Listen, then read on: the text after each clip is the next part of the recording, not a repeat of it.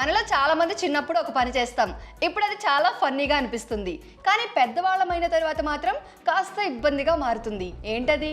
నిన్నే చెప్పు, నువ్వు చెప్పు.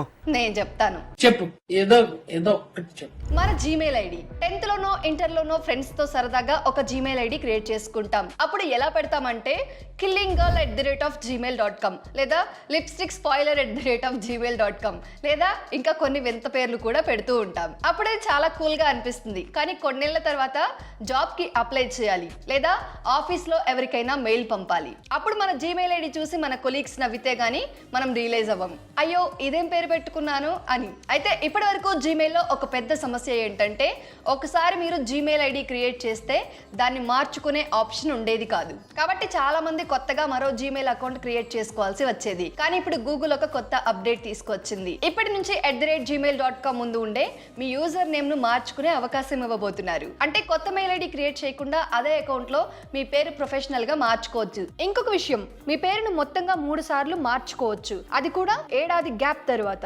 ఇది పూర్తిగా అందరికీ ఇంకా రాలేదు. గూగుల్ దీన్ని స్టెప్ బై స్టెప్ గా రిలీజ్ చేస్తోంది. కానీ ఒకసారి అందరికీ వస్తే ఇకపై ఫన్నీ జీమెయిల్స్ వల్ల ఇబ్బంది పడాల్సిన అవసరం ఉండదు. ఈ అప్డేట్ మాకెందుకు, మేము కొత్త జీమెయిల్ ఐడి క్రియేట్ చేసుకుంటామంటారా? అది మీ ఇష్టం.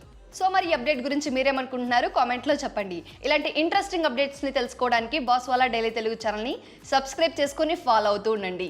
లైక్ చేయడం మాత్రం అస్సలు మర్చిపోకండి. Boss Wala. Be the boss.